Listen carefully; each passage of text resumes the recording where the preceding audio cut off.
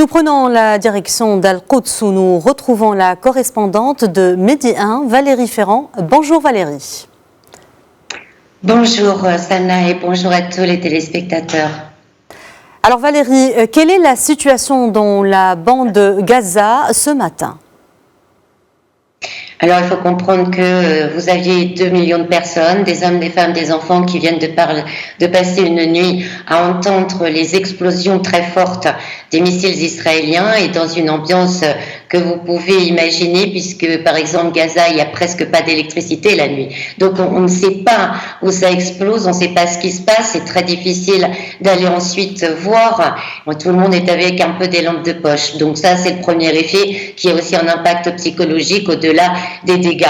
Le réveil dans les gravats et comme vous l'avez montré dans le reportage, bien sûr, les cibles aussi sont un impact énorme sur les Gazaouis parce qu'en 2014, à la fin de l'offensive israélienne en 2014, quand j'étais à Gaza, tout le monde me parlait de ça, que Israël maintenant s'attaque directement à les plus grands immeubles de Gaza qui abritent bien sûr des commerces, des bureaux des médias et bien sûr aussi des logements privés. Donc on a l'impression cette fois-ci qu'Israël est en train de continuer d'une certaine manière l'offensive meurtrière déjà de 2014 en s'attaquant à nouveau en priorité dès le premier jour à ces grands bâtiments. Il faut savoir aussi bien sûr qu'il y a le blocus qui n'est pas nouveau et donc aucune aide humanitaire ne va rentrer à l'heure actuelle puisque tous les points de passage sont fermés.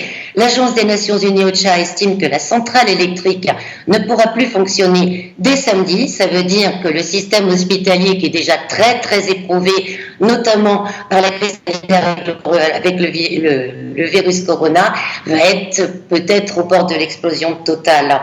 Ce qui est différent, Sana, c'est l'esprit. Dans les escalades précédentes, la plupart du temps, il s'agissait de faire lever le blocus de la bande de Gaza. Cette fois-ci, on a véritablement les Palestiniens dans leur ensemble qui se soulèvent pour la protection de Jérusalem et des lieux saints et c'est ce qui fait que l'on a véritablement une unité populaire sur le terrain des Palestiniens des deux côtés de la ligne verte. Valérie, parallèlement à l'escalade militaire, on assiste à un embrasement des Palestiniens des deux côtés de la ligne verte. Des affrontements ont eu lieu avec les forces israéliennes en Cisjordanie qui ont fait au moins un mort. La situation s'envenime de partout.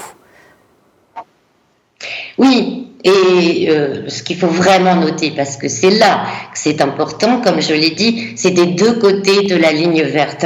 Donc, ce n'est pas simplement la Cisjordanie où il y a des affrontements et un état de soulèvement pratiquement habituel, mais c'est les Palestiniens citoyens d'Israël.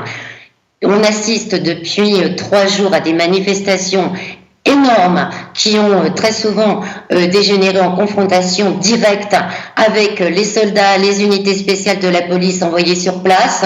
Et hier soir et cette nuit, c'était vraiment incroyable.